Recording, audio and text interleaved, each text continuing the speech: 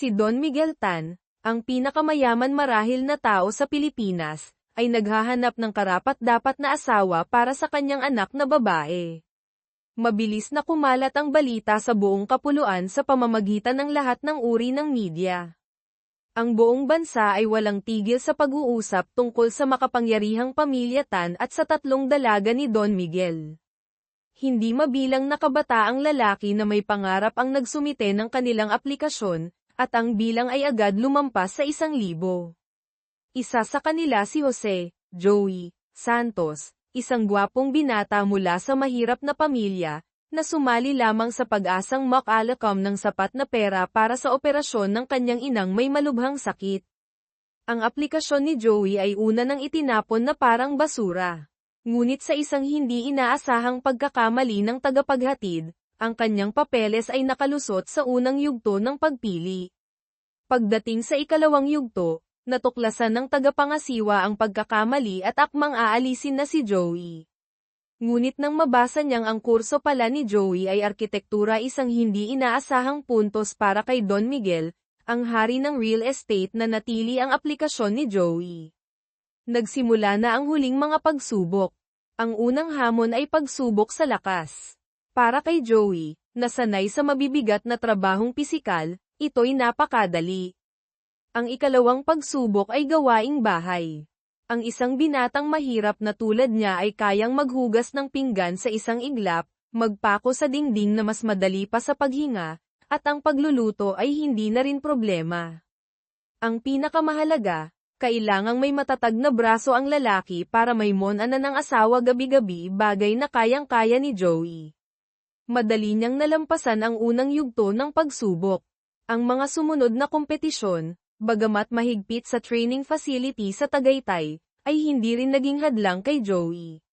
Sa huli, 5 dekalidad na kandidato na lamang ang nakapasok sa final round. Ang huling pagsubok, ang pinakamabilis na umakyat sa tuktok ng bundok makiling. Kung sino ang unang makarating sa finish line ang magiging manugang ni Don Miguel Tan, isang malaking pag-angat sa buhay. Habang paakyat, nakasalubong ni Joey ang 4 na matatandang babae na nahihirapan. Dahil sa awa, hindi nagdalawang isip si Joey na pasanin sila isa-isa paakyat. Dahil dito, nawala ang pagkakataon niyang maging numero 1. Ngunit, lingid sa kaalaman ng ibang kalahok, ang tunay na pagsubok sa yugtong ito ay ang kabutihang loob. Binalewala ng iba ang paghingi ng tulong ng mga matatanda. Si Joey, dahil sa kanyang gininto ang puso, ang naging pangunahing pagpipilian para maging manugang ng pamilya Tan. Abot kamay na ang tagumpay, ngunit sa mismong sandaling iyon, naisip ni Joey na umatras. Napagtanto niyang mayroon na siyang ibang nagugustuhan, si Liza Gomez, na mabait din sa kanya. Kahit na ang orihinal niyang layunin ay pera para sa operasyon ng ina, naramdaman niyang hindi niya kayang ipagpalit ang pag-ibig sa materyal na bagay. Nang marinig ito ng kanyang matalik na kaibigan, nagalit ito, sinuntok si Joey sa mukha, at ipinaalala ang kritikal na kalagayan ng kanyang ina. Kung aatras siya ngayon, para na rin niyang pinatay ang sariling ina. Natauhan si Joey sa sinabi ng kaibigan at hinarap ang mapait na katotohanan. Hindi nagtagal, tumayo si Joey sa harap ng marangyang mansyon ng pamilya Tan sa Forbes Park.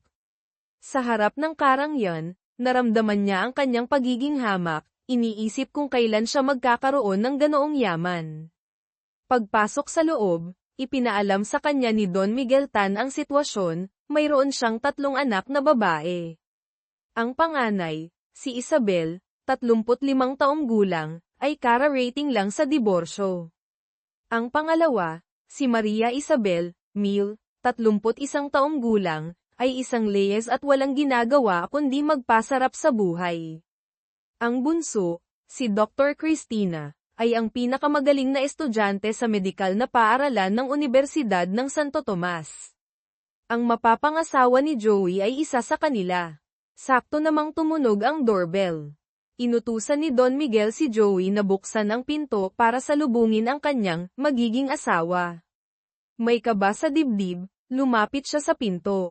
Ngunit pagbukas niya, isang dalaga na may hawak na mannequin ang kanyang nakita.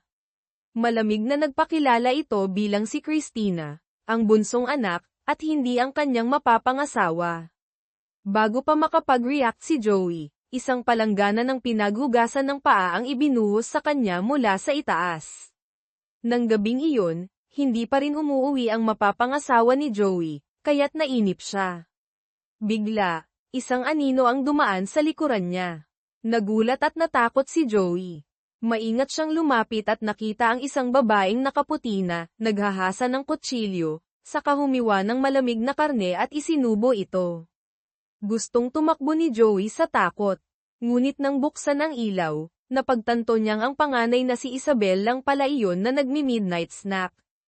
Pagkatapos, dinala siya ni Don Miguel sa hardin, itinuro ang isang pader at sinabi, kung may makita kang umaakyat sa pader na yan mula rito, hulihin mo, huwag mong hayaang mahulog. Nagtaka si Joey. Yun pala, matapos kumalat ang balita tungkol sa paghahanap ng manugang, kumalat ang tsismis na marahil ay pangit ang anak ni Don Miguel kaya niya ginagawa iyon.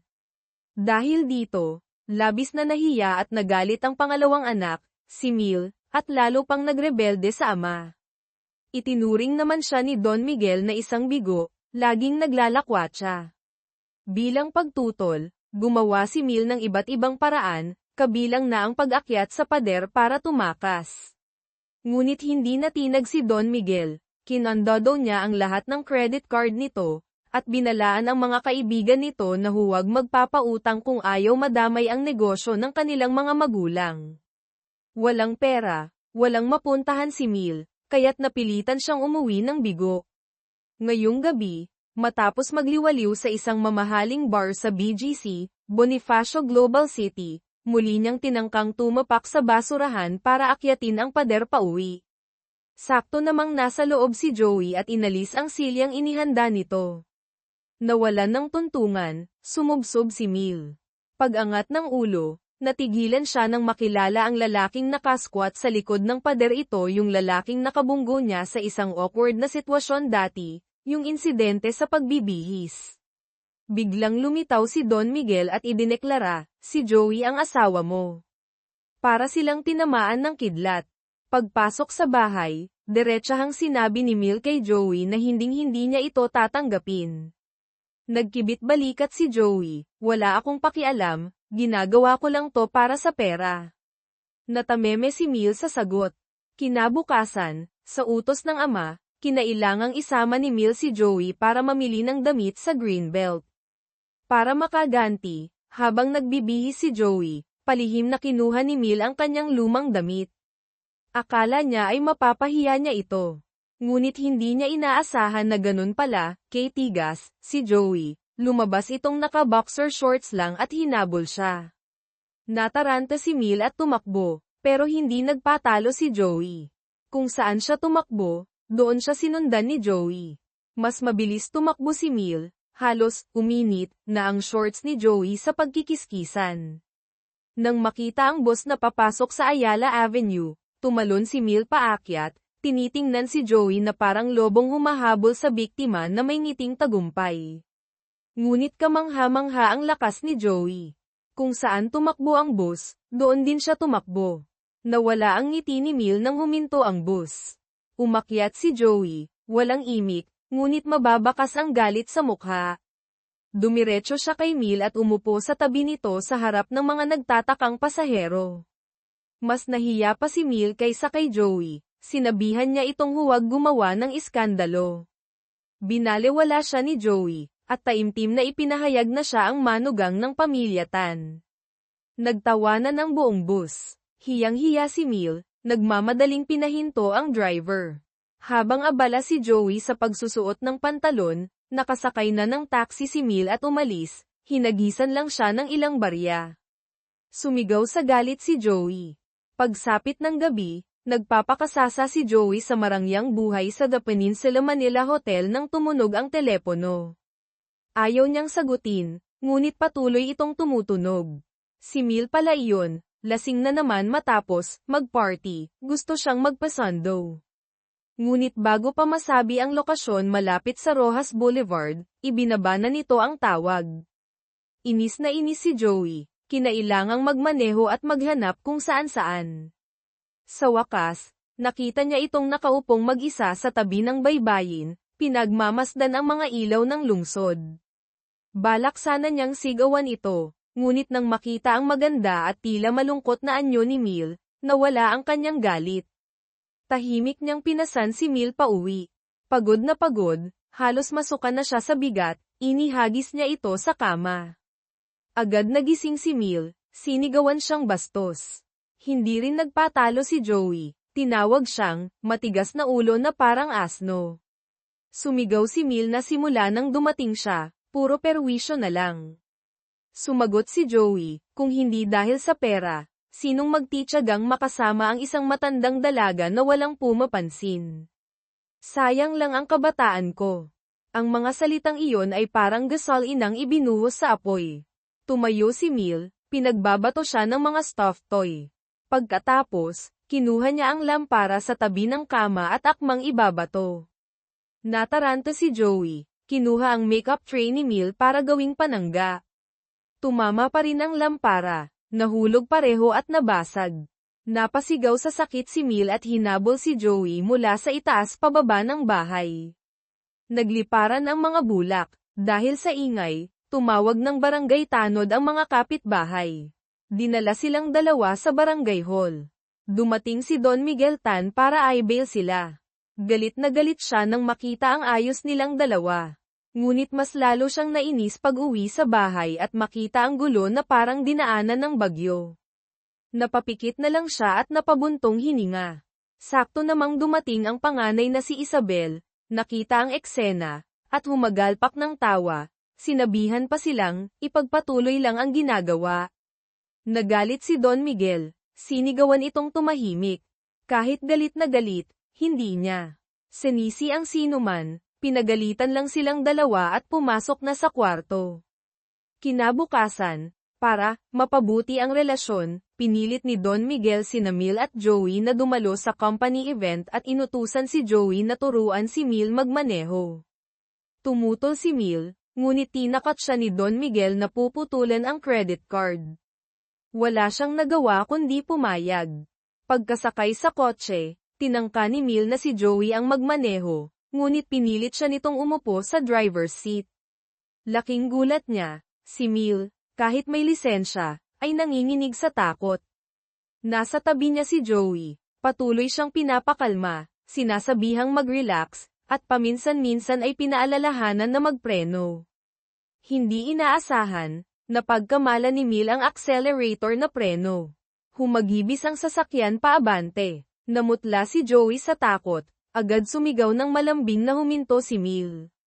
Lumabas ito ng kotse. Naramdaman ni Joey na medyo matigas ang tono niya, akmang susuyuin ito. Ngunit sakto namang, gumulong ang kotse, nakalimutan ni Mil ay handbrake. Nang makitang masasagasaan si Mil, mabilis pa sa 4 si Joey na sumaklolo at iniligtas siya. Pinagalitan niya si Mil sa pagiging pabaya. Mas nagalit pa si Mil, sinisi siya sa hindi maayos na pagtuturo at paninisi pa. Natapos ang driving lesson sa isang sakuna. Pagkatapos, pumunta sila sa kumpanya para sa event. Bigla, natigilan si Mil, nanlaki ang mga mata sa nakita sa unahan. Ang lalaking iyon ay si Marco Reyes, ang kanyang unang pag-ibig, na nawala 5 taon na ang nakalilipas. Noon, magkasintahan sina Mil at Marco. Ngunit dahil mahirap ang pamilya ni Marco, mahigpit na tumutol si Don Miguel. Nagpasya silang magtanan papuntang ibang bansa. Ngunit bago sila makaalis, natagpuan ni Don Miguel si Marco, lumuhad ito at nakiusap na hiwalayan si Mil. Alam ni Marco na hindi siya sapat, kaya't mapait siyang pumayag. Nang gabing iyon, umiyak siyang mag-isa sa ulan, nagbisikleta sa desperasyon at sa kasamaang palad ay nabangga ng isang truck. Pagkatapos, binigyan siya ni Don Miguel ng malaking halaga ng pera, bilang paghingi ng tawad at bayad pinsala, sa kahihiyan, at pinag-aral siya sa ibang bansa. Si Marco, na may sakit sa katawan at kalooban, ay tumanggap ng pera ng may galit. Pagkalipas ng 5 taon, dahil sa pagsisikap, naging matagumpay siyang negosyante, at sa isang iglap, naging business partner pa ni Don Miguel Tan, na hanggang ngayon ay hindi pa rin siya gusto. Si Mil naman, na naghintay kay Marco sa ulan hanggang sa mabasa ng husto noong gabing iyon, ay nawalan na ng kontak sa kanya simula noon. 5 taon siyang nagtanim ng sama ng loob, naging pabaya, hindi nag-aral o nagtrabaho, at nagpakasasa sa layaw. Ito ang dahilan kung bakit determinado si Don Miguel na ihanap siya ng disenteng asawa. Ngayon, kaharap ang lalaking minahal at kinamumuhian niya, labis na nabigla si Mil at nahimatay. Mabilis siyang sinalo ni Joey. Para hindi makilala ni Marco ang anak, mabilis na lumapit si Don Miguel at kinausap ito para ilihis ang atensyon. Agad namang binuhat ni Joey si Mil palayo sa eksena. Matapos masuri ng kaunti, dinala niya si Mil sa isang hotel room na nakabook na. Nang makitang hindi pa rin ito nagigising, labis na nag-alala si Joey. Ngunit sa sumunod na segundo, nagising si Mil, hindi umimik, dumiretso sa banyo at humagulgol ng iyak. 5 taon niyang inasam si Marco, ngayon ay hindi niya alam kung paano ito haharapin. Matagal na nakatayo si Joey sa labas ng pinto, walang naririnig na ingay, natakot na baka gumawa ito ng hindi maganda, kaya't sinipa niya ang pinto at pumasok. Napagtanto niyang nag-overthink lang siya. Pagkaalis sa hotel, pumunta sila sa Glorieta Mall. Tulala si Mil, muntik ng matamba.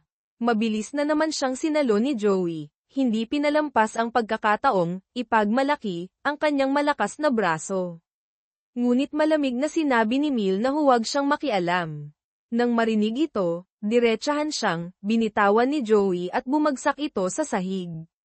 Nagalit si Mil, sinamantala ang pagtulong ni Joey sa pagtayo at tinapakan ng takong ang paa nito.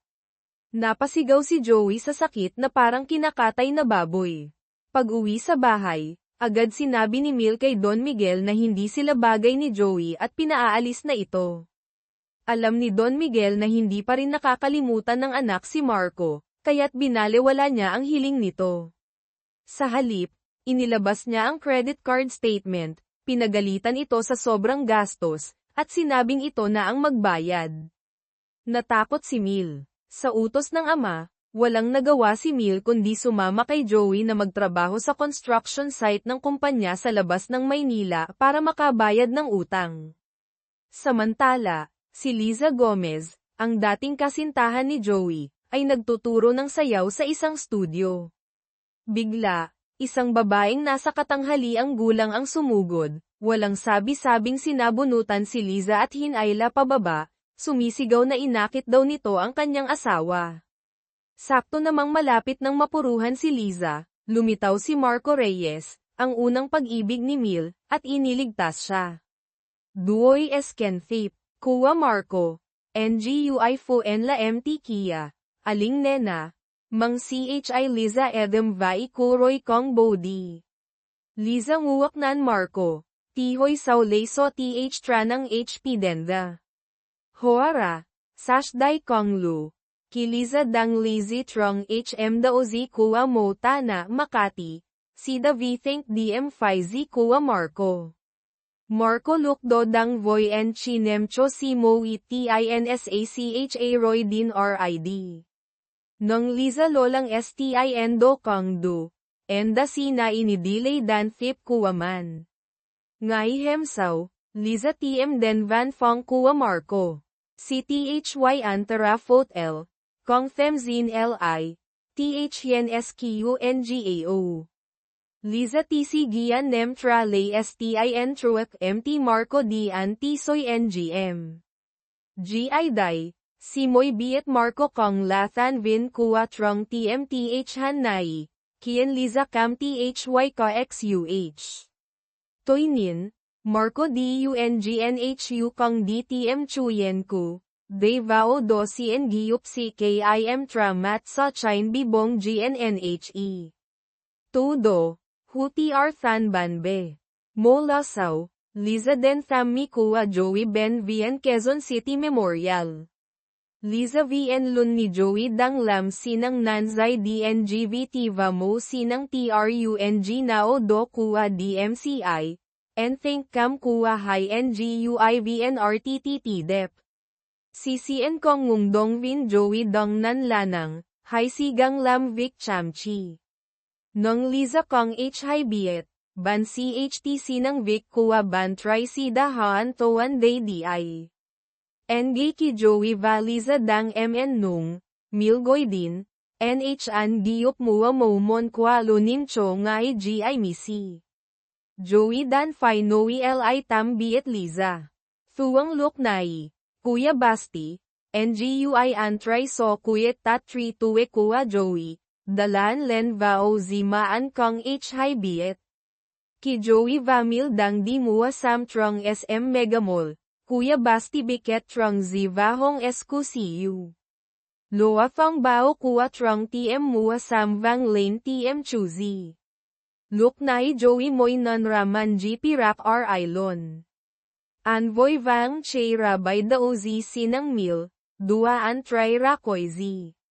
Mil SNGST ki biet Joey somo ngui an try NHUV, BIV truak day an tong noi dirng gia din an du nuak ngawai.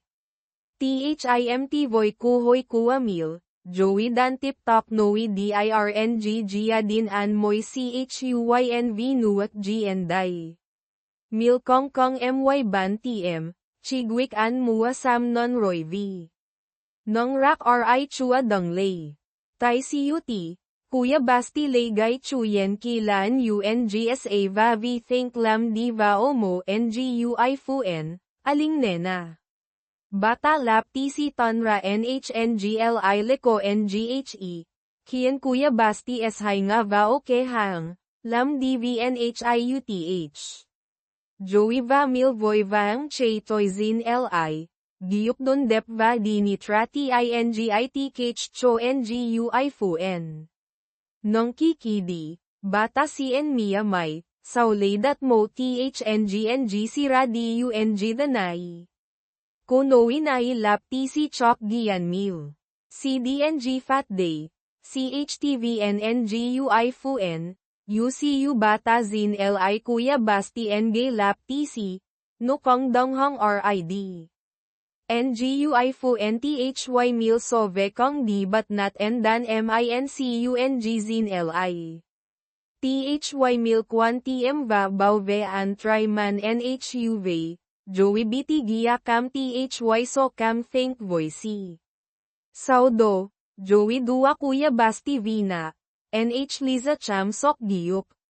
Liza Cam THYRTI Nai Vida Kong DY Den Kuya Basti Look Truak. CN Joey. THY Liza DIXTT Voy Gia Dinman.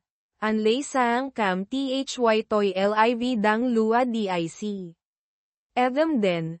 Millay Den Mo Kwan Bar BGCD GISU. Say Kuot. Silay Goy Joey Den CU Guadalupe Don V. Tran dung kong mil v, Joey moy hiu ralay do csut ngay say zin la v kong th chun duc Marco, I think du kuwaman. Ngay hemsaw, Don Miguel Goy Joey den sinang taiva duara mo di ni gay sc, no Joey so th kien mil yu an trong v ng sao thang, ng setraw cho an mo nacphn sinang tay. Joey v sinang kin ngac. Ankong biet RNG Don Miguel Lam ve chi vmun ngan ken mil kilay voy Marco BNG moy jaya. Iit lusaw, mil mi Joey va kuya Basti di anti ay tay mo na hang sangtrong. Kuya Basti chua bao giduc an ngon nhuv nrt vuve. Anzong, an cqunly mil kong chuvi. Di Joey so kwa mang danao, an vnmchtlyc. Mil kong th chu ni sash Joey dix bao voy an tryman, cdng raken ngan.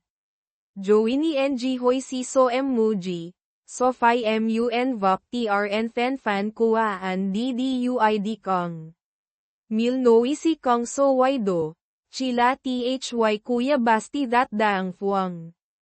Joey CNG Hong, dan di mil dua an try mandi.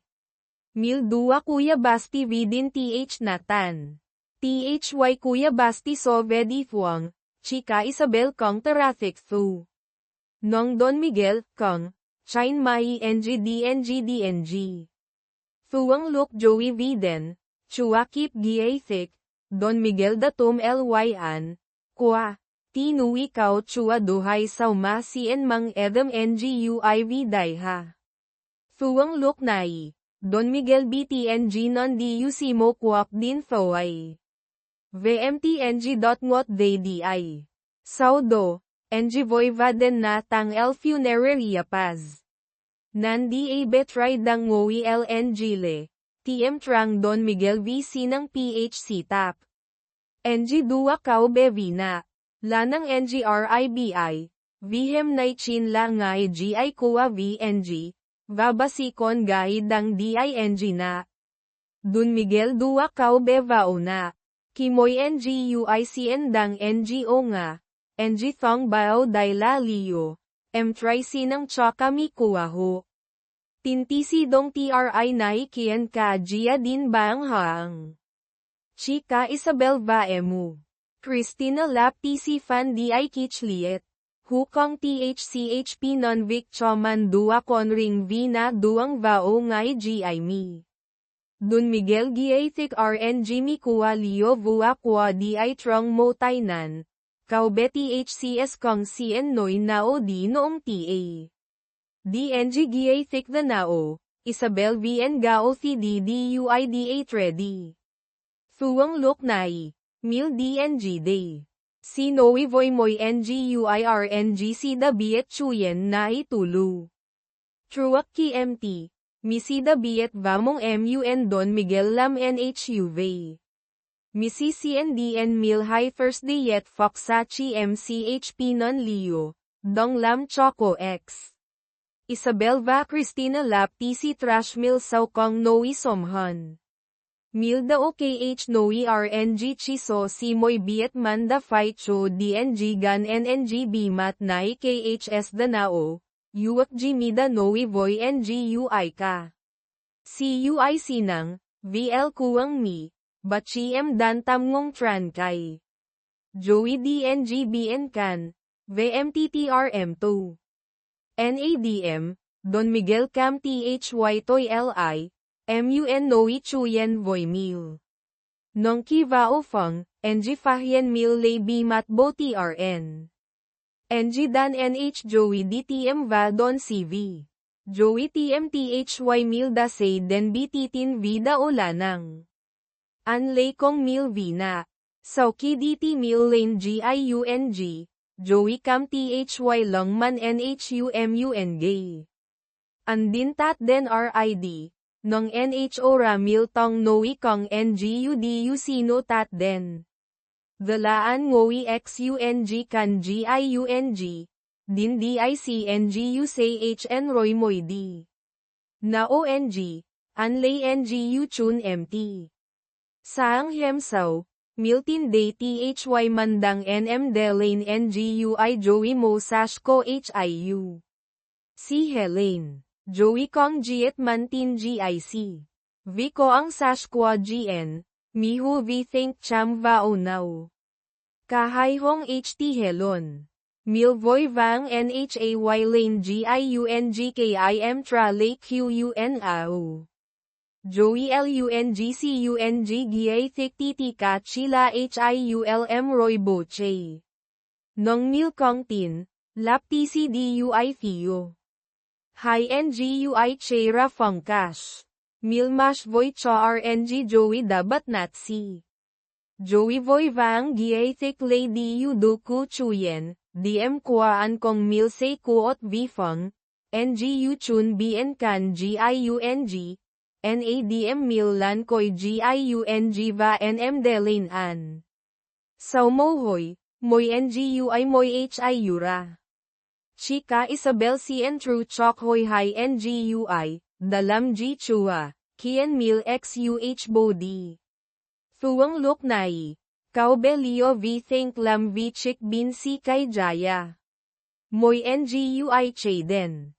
Isabel Nim Giyong Hoy ay dalam vi chik bin yuthik kuwami. Kong NG, Leolathan Nin Chi Tai Vao Kuya Basti. Joey TC Gian Lautoy Dindan An Triman, Giaithik Kong Fai An Lam, Nong CHNG 18. Dun Miguel Kwa Kahay MLNG Va DUI Joey D.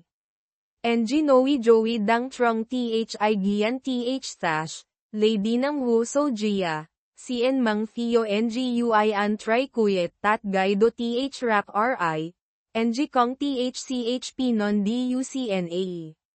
THIMT Voiket Kwa Nai, Joey Haan Toan Tuyet Vong. THIU Nai Sonia Lahay Vong PHU Thwat Chomi An Datan Than Mai Koi.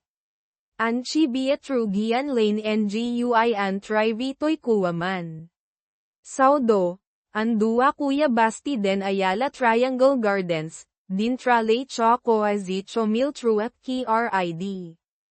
Thuang Luk Nai, Marco Think CXUT Hien. Sauki Joey RID. Marco Lap TC Bai te SHI Han Voy Mil. Nong Mil VNCNB Am An BIN ay dao 5 nam truek, Han Toan Kong Soway Din CHP Non An. Marco Tothiet Giaithik RNG Moy Chuyen Zaira Diu Solay Du, Nong Thank You An Dancho Sila Chine That. Mil Kong CHP Non, Vuakok Vua Che Razi.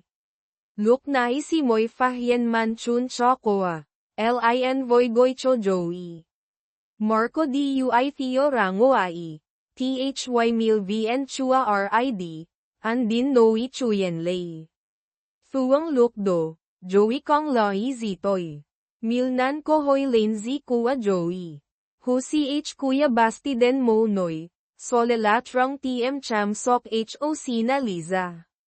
Roy Milva Joey Kia Tainaw. Kong Lusaw, Joey Non DUC Tin Mi An Ben Thank TRNNG. Nukong So TINPHU Thwat GP, Tin Mang Ba So THGPN Guy HIMBTC Luk Nao.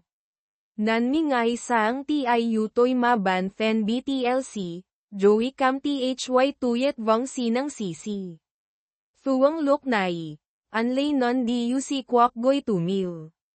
Sile DUNGRUU Say BT, NH Joey Dendon V. Joey TMTHY Mil, Do CD. TDUCNA DUNG, Andang ZBN DUNGD, Giyay Kwet NI Buon. Kong NG Mil Kwasay, Leiloang Cho Ang DTHNG Vifya Joey. Anhong HT Bao Sidang Lay. Vua Giyay Kwet Zong, An Kilay, Milda DNGN Gay Sao Lang. VMT Thang BNG, Kahay Sinang Ngalan XUNG Mo Sahi HBN DUNG. Think HUNG V Sinang XUH. Kahay IMLNG. Mil NGITHY Mi, Nuak TIU Nong NCGN Do. Kahay DU Daoot Song Va LM. Joey Kong CN Sash Na Oka, Lay Fai Kong Miltran Long Ditip. Hu TM Mo Nani NHO, In, GN Do Di Tam RA. Chik Ao Mil Dua Cho Joey Kwa NHO, Kong THMC Vua. Mil Sinin CUI. Nong Roy Sinan THY NHNG Vet Sotran Long Joey. Lanang CCHTD ng Lane SM Vachu Thuong Cam. Joey K. Cho CNGH Ingoon GC Kua NHNG Vetso, So TH Dulam Vic NNGHOC Tainan. Milkong TMSBN Ida Uvoy Marco. Joey Kuyan Kik Mildang Di Daang Bokwap, Sole Encho Marco Mo Kohoy Noi Chuyen Rorang. Vifya Marco, Saukibi Mil 2 CHI, Anroy Vao TM Trang Toyte. Tham Chidap Vika Goong Trong Konti Sigian. Kisinang Tai, Liza Dua Cho An Hoa Don SAZ Tuvu. Tai Nan Truak, THY Vet Phuong Tran Tai An, Dodap Goong, Sida Giyop An Bang Bolay. TI Den, Do TRM Cam Va Vet Phuong BNHIM Tranang, Marco Lane Con Estikaw. Thao Dun Va Sidun. Anzem dan badin thoy. NGUI doy NHT an so TH goy look nai la Liza. Liza non DUC din thoy. Voy vang chay den na Marco di cham sok an. Toy nin. Kong INGRNG. Duwang look nai. Mil. NGHELI kuan kuwa Joey. Kuet din den GP Marco. Sibat GP Liza dang do cham sok Marco. HIULM nim trong Zaira. Mil ni RNG ho dang sokwan hi Sida o dun Roy nuak matroy boche. Marco sigang DUI Theo Giathik nong kongkip.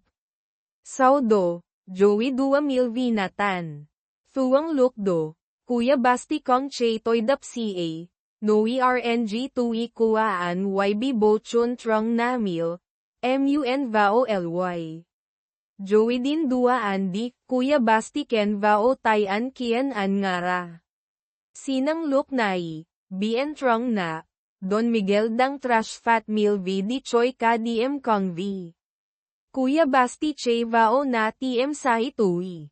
MCD kong kibigyan Don Miguel non choang kilay trahoy mil sofay da di TM Marco kong. THY mil s high. Joey non choang buwak ragi ICU, Noi RNG mil da sinang an ka DM. Kong NGHEV Don Miguel saang TC Gianhon, ni RNG Joey da, batsok, mil en taan mo sai. Joey voy vang giathik RNG mil say kong loy ZDUCN goy an dendon, Roy Z bihong GIADUNG, Noi DI. Enwu fay ngoai ka DM. Dun Miguel CUI sinang kong ngogian. Thuang lukdo, Kuya Basti TMTHY chik tui. Kaubelio trale tui cho an va thuan non voy ka na RNG chin kau dalam vi chik binho hem truak. Saudo, Joey 2 Kuya Basti vifang nitam. Evamdo. Don Miguel nan THY kontra Yolio va Kuya Basti dang namtay now NGU say. Lanang NG ngaptran kamzok PHC tap. Dala ngai hemsaw, NG tap HP kanale va tain B, Joey sechin THCTR levoy to sashla NG vin con R. Milchet LNG ki NGHEDI unai. Toong lay DIDINH na vizemra la sodat. Nong do so di dang.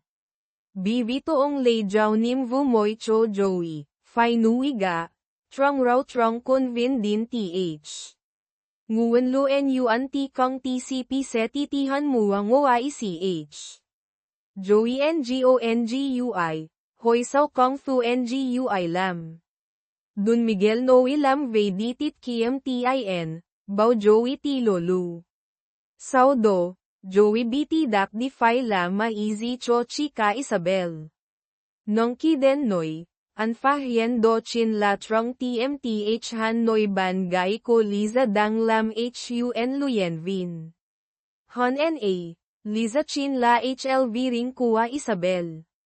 Joey S hay tot do, dan tin sap bailo. Anvoy vang MUN loy zibo che nong biket zi fiasaw. Vao THIDIM Quantrong, Milkong XUT Hiendo. Si Hoy Isabel Lamsaw den DUC Day. Isabel Noe Joey CH Mantoy. Kititi Kanan Vifia Chik Z, Joey da Bien MT, An Li Dong Look Z Fia Sao DCHUYN da Lap TC Loy Z Che TRN. Isabel Kong THYI, LIN Goy Din Cho Joey. Anda kau che zabe. Thong THI, Milkong non Liza chin la NGUI fu NCGP na Marco Hemno. THY Miltaveni NG, Liza Voy Giathik RNGC va Marco Chila ban bebin THUNG, Hemdosi Chiden Cham Sok Marco BM Mathi. MCD Mil Noi Kong Kwan TM, Nong Trong Lanang CVN So Chu Daudong. Liza Tan Lam Vina, Joey Den Thamsi, Liza Kwa Vumong, LIN Kio An XUNG San Na, Din NHAY Lane NGUI Enda. May Monday, Duang Lokdo, Lola Remedios, Ba Kua Liza, XUT Hien. Ba CMCHIDUI Dan Ka Hai Vitoy, Kong DNG Dan. Joey TRV Natan. An THY Kao Be Leo Dang Ngoi Buon Ba. Anhoy Leo So Chuyenji. Leo Noi RNG TRUNGMU Giao Sap TCHC Hot Dong GIH Chomi Va Konsai. Nong Chomi Kua Saban Ka Diu Tre TUI. CN Chocao, Don Miguel. Dagia. Sakto namang lumabas si Kuya Basti sa sala na hinahanap ang bag niya. Alam ng bunsong si Leo ang nangyari, kaya isinauli niya ang bag kay Kuya Basti at inamin sa pamilya na siya pala ang nakabasag ng plorera kanina. Pagkatapos, magkahawak kamay silang bumalik sa kwarto. Gusto sanang ihatid ni Joey ang kapatid pauwi, ngunit hindi niya ito kaya dahil masyadong mabigat si Kuya Basti. Napilitan siyang patulugin muna ito doon. Nang gabi, nakita ni Don Miguel ang bunsong anak na si Leo at si Kuya Basti na magkahawak kamay na natutulog. Sari-saring emosyon ang naramdaman niya. Kaya kinabukasan, tinipon niya ang pamilya at inanunsyong babalik si Joey bilang kandidatong manugang. Natigilan si Mil nang marinig ito. Mukhang totoo nga ang kasabihang swerte sa biyenan, pero hindi pala ganoon kadali. Ang kanyang magiging biyenan ay inutusan siyang mag-alaga ng manok at magtanim ng gulay sa loob ng mansyon. Mas mainam daw ang mga sangkap na galing doon kaysa binili sa palengke. Nagtaka si Joey, tinanong niya si Don Miguel kung bakit hindi na lang kumuha ng katulong. Sinabi nitong para makatipid, at inutos kay Joey na asikasuhin ang lahat. Pagkatapos, naging driver si Joey para sa panganay na si Isabel. Ngunit pagdating nila sa destinasyon, natuklasan niyang iyon pala ang fitness center kung saan nagtatrabaho bilang instructor ang dati niyang kasintahan na si Liza. Lalo pang natakot si Joey nang malaman na si Liza pala mismo ang personal trainer ni Isabel. Natakot siyang mabuking ang kanyang pagkatao kaya't akmang tatakas gamit ang kotse ngunit naipit sa traffic sa likuran. Sa kritikal na sandali, dumating din si Mil. Tinanong niya si Isabel kung paano ito nakarating doon. Sinabi ni Isabel na si Joey ang naghatid sa kanya. Nang tumingin ang lahat sa kotse, wala na si Joey. Hindi siya makita ni Isabel kaya tinawagan niya ito. Sinwerte si Joey na nakaalis ang sasakyan sa likod niya kaya't mabilis siyang nag-start at tumakas. Nakaligtas siya ng walang anumang panganib. Kasabay nito, napagtanto rin ni Mil na si Liza pala ang babaeng nakita niya sa bahay ni Marco noon. Nang makita ang pagdududa ni Mil, nagpaliwanag si Liza na normal lang silang magkaibigan ni Marco at inalagaan lang niya ito noong nagkasakit. Kahit sinabi ni Mil na wala siyang pakialam, may kaunting pagbabago pa rin sa kanyang puso. Pagkauwi ni Liza mula sa trabaho, binisita siya ni Joey. Sa sobrang tuwa, hinayla niya si Joey sa sahig at akmang dadaganan para makipaglaro. Mabuti na lang, dumating ang lola ni Liza, si Lola Remedios. Kumuha ito ng wales at hinabol silang dalawa dahil sa pagiging hindi disente. Bumalik si Joey sa bahay ng mga tan. Nakita niyang malungkot si Leo. Tinanong niya kung anong problema. Sinabi ni Leo na magkakaroon ng parent-child activity sa kindergarten, pero bata pa ang mga magulang ng ibang bata, samantalang ang tatay niya, si Don Miguel, ay matanda na, pero ang tatay niya, si Don Miguel, ay matanda na, kaya't nahihiya si Leo. Inireport ito ni Joey kay Don Miguel. Pagkarinig, medyo nainis si Don Miguel, pero marahil sa sitwasyon, hindi kay Joey. Habang kumakain ang pamilya, nakaisip ng paraan si Don Miguel, sina Joey at Mil na lang ang kakatawan sa kanya sa school activity ni Leo. Gusto sanang tumanggi ni Joey, pero naisip niya ang ina kaya pumayag siya. Ayaw din ni Mil, pero natakot siyang makat ang credit card kaya napilitan din siyang sumang-ayon. Pagkatapos, dinala ni na Joey at Mil si Leo sa paaralan para sa aktibidad. Ang galing at sigla na ipinakita ni Joey ay agad kinagiliwan ng mga bata. Napatingin si Mil sa kanya na may kaunting paghanga. Nagkaroon ng painting activity ang paaralan para sa mga magulang at anak. Habang naghahanda sina Mil at Leo na magpinta, biglang dumating si Liza. Kinakatawan niya ang kanyang boss para sa event na iyon. Nagulat sina Mil at Liza nang makita ang isa't isa. Nang makita ni Joey si Liza, halos manigas siya sa takot. Kung malalaman ni Liza ang totoo, hindi niya alam kung anong mangyayari sa kanya. Para itago ang pagkatao, nagsuot siya ng face mask buong oras at hindi halos umimik. Ngunit habang naglalaro ang lahat, aksidenteng natamba sina Mil at Liza ng sabay. Sa di sinasadyang pagkakataon, si Liza ang unang tinul, sa di sinasadyang pagkakataon, si Liza ang unang tinulungan ni Joey, na halos ikabuking niya. Mabilis niyang binaliwala silang dalawa at tumakbo para magtago. Sakto namang tinukso si Leo ng ibang bata dahil walang nanay, o masyadong matanda ang tatay, nakipag-away ito at sa takot ay nahihi sa salawal. Dali-daling dinala ni Joey si Leo sa banyo para palitan ng damit. Ngunit malas, pumasok din sina Mil at Liza doon. Natarantang binuhat ni Joey si Leo at nagtago sa isang cubicle. Ngunit biglang tumakbo palabas si Leo. Nakita ni Mil si Joey na nakamask pa rin at nagtaka, lumapit siya at tinangkang tanggalin ito. Mahigpit na tumanggi si Joey. Nagulat si Liza sa eksena at nakaramdam na may kakaiba, kaya't umalis na lang siya. Sa loob ng cubicle, hindi maintindihan ni Mil ang kilos ni Joey kaya't sa inis ay sinipa niya ito ng malakas sa paa. Lumabas si Mil na halatang naiinis. Tinanong niya si Joey kung bakit ito nataranta kanina. Nagsinungaling si Joey na may nakita siyang dating kakilala at ayaw niyang malaman nito na nandoon siya. Kahit nagtaka si Mil, nakita niyang seryoso ang anyo ni Joey kaya't hindi na siya nag-usisa pa. Pagkatapos, pumunta silang apat, Joey, Mil, Leo, at marahil kasama si Kuya Basti. Sa isang kafe para tapusin ang palamuting na simulan sa paaralan. Sakto namang masaya ang pamilya, lumitaw na naman si Marco. Muli siyang nakiusap kay Mil na bumalik sa kanya. Kinumpronta siya ni Mil tungkol sa pagkawala niya 5 taon na ang nakalilipas, kung bakit hindi siya sumipot sa araw ng kanilang pagtatanan. Ayaw sabihin ni Marco na si Don Miguel ang pumilit sa kanya, kaya't malabo niyang sinabi na may dahilan siyang hindi masabi. Dahil hindi nakuha ang inaasahang sagot, tinanggihan ulit siya ni Mil. Akmang mangungulit pa si Marco, ngunit gusto siyang gantihan ni Mil, kaya't kinuha niya ang braso ni Joey at idineklara itong kanyang magiging asawa. Agad na nawalan ng pag-asa si Marco nang marinig ito, ngunit hindi pa rin siya lubos na naniniwala. Palihim niyang sinundan si Mil hanggang sa gate ng bahay ng mga tan, nakita niya kung paano buhatin ni Joey si Mil papasok sa bahay na tila napakalapit nila sa isa't isa. Sa sandaling iyon, parang tinusok ng libu-libong karayom ang puso ni Marco, napaluha ang kanyang mga mata.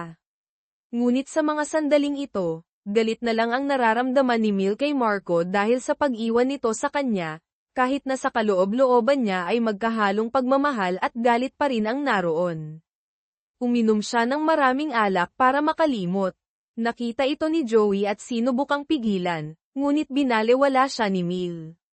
Nagsimula silang magtalo ng malakas. Sa galit, nagmura si Joey, sinabing hinding-hindi na niya ito pakikialaman pa. Ngunit ilang oras lang ang lumipas, kinailangan niya na namang pumunta sa Guadalupe Bridge para sunduin at pasanin pauwi ang lasing na si Mil. Hating gabi, sa Kalasingan, napunta si Mil sa kwarto ni Joey at aksidenteng nakatulog sa sahig. Pagkagising ni Joey kinaumagahan, natapilok siya dito at napahiga sa ibabaw ni Mil. Nagulat si Mil, akmang tatakbo, ngunit biglang natigilan si Joey, saka yumuko at hinalikan siya. Saglit na hindi kumibo si Mil, tila ninamnam ang halik, ngunit mabilis din niyang itinulak si Joey at tumakbo pabalik sa kanyang kwarto. Pareho silang nakaramdam ng matinding hiya at hindi alam kung paano haharapin ang isa't isa. Samantala, lalong naging malapit si Kuya Basti kay Leo. Tinukso sila ng panganay na si Isabel. Hindi inaasahan, umutot si Kuya Basti ng direkta sa mukha niya. Nang maliligo na si Isabel, natuklasan niyang nagtatago sina Kuya Basti at Leo sa kanyang bathtub. Nataranta siya, kinuha ang panlinis ng banyo at hinabol sila, aksidenteng nabasag ang isang mamahaling bote ng alak ng kanyang ama. Nagalit si Joey, muli niyang sinaktan ang kanyang kapatid. Hindi nagtagal, lumala ang kondisyon ni Don Miguel. Ang tumor sa utak ay nagpalala sa kanyang Alzheimer's. Minsan, ipapatawag niya ang kanyang mga tauhan ngunit makakalimutan kung bakit niya sila tinawag. Dahil dito, nakaramdam si Don Miguel ng matinding pangamba. Tinawag niya si Joey, ibinigay ang lahat ng naipong sahod nito, at binigyan siya ng posisyon sa kumpanya. Gusto niyang masanay ito sa negosyo sa lalong madaling panahon. Dahil sa hindi pangkaraniwang kilos na ito, nakaramdam si Joey ng kaunting pag-aalala at konsensya. Tinanong niya si Don Miguel kung itinuturing ba siya nitong anak. Sumagot ito ng oo. Pagkatapos, pumunta si Isabel sa ospital para magpakonsulta tungkol sa cosmetic surgery. Ngunit isang nakagugulat na balita ang sinabi ng doktor, mayroon siyang breast cancer, kailangang tanggalin ang buong suso para mabuhay, at hindi siya maaaring sumailalim sa anumang cosmetic surgery sa loob ng 10 taon. Sa sandaling iyon, gumuho ang mundo ni Isabel. Naisip niya ang kanyang buhay, hindi nagkaanak, hiwalay sa asawa, at ngayon ay may malubhang sakit, napaiyak siya ng husto. Lalo siyang nagalit. Tumakbo siya sa opisina ng dati niyang asawa, si Rico, nakita itong nagsusugal kasama ang mga kaibigan. Sa galit, sinigawan niya ito ng walang kwenta at makasarili, na ikinatulala nito. Matapos makuha ang tiwala ni Don Miguel, magkasamang nagtrabaho sina Joey at Mil sa kumpanya. Pumunta sila sa hotel ng isang partner para pag-usapan ng isang bagong kontrata. Ngunit papunta sa meeting, nakasalubong ni Joey sina Marco at Liza na nag-uusap sa lobby. Agad siyang nataranta at mabilis na nagtago sa likod ng isang malaking halamanan. Napagtanto niyang magkakakilala silang tatlo. Mabuti na lang at hindi siya nakita ni Liza. Pagkatapos, pumasok sila sa meeting room para makipagnegosasyon. Laking gulat nila. Ang representative pala ng kabilang panig na gustong bumili ng hotel ay si Marco. Kinakatawan niya ang isang investment company na gustong bilhin ang hotel sa murang halaga. Gayunpaman, gusto ng may-ari ng hotel na ipa-renovate muna ito bago ibenta para tumaas ang halaga. Agad ginamit ni Joey ang kanyang kaalaman sa arkitektura at nagmungkahi ng isang detalyado at makatwirang plano ng renovation. Nagbigay din si Mil ng matatalinong suhestyon. Dahil sa kanilang magandang pagtutulungan, nakumbinsi nila ang may-ari ng hotel. Nasira ang plano ni Marco na makabili ng mura, pakiramdam niya ay nasampal siya. Pagkatapos ng negosasyon, akmang aalis na sina Joey at Mil, ngunit pinigilan ni Marco si Mil, gusto niyang makipag-usap ng masinsinan tungkol sa pagbabalikan nila.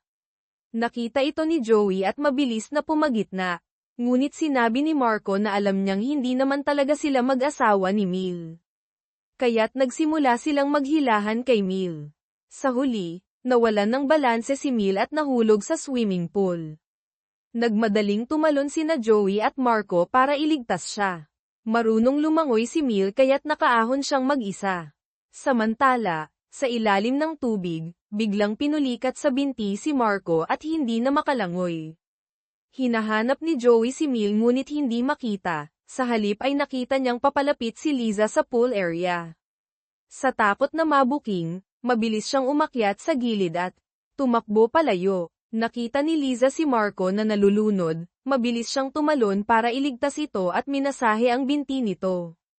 Nakita ni Mil ang eksena mula sa gilid ng pool, lalo lamang siyang nasaktan at naguluhan. Litong umuwi sina Mil at Joey. Hindi nila inaasahan, pagdating sa bahay, may dalawang estrangherong lalaki na naniningil ng utang kay Isabel.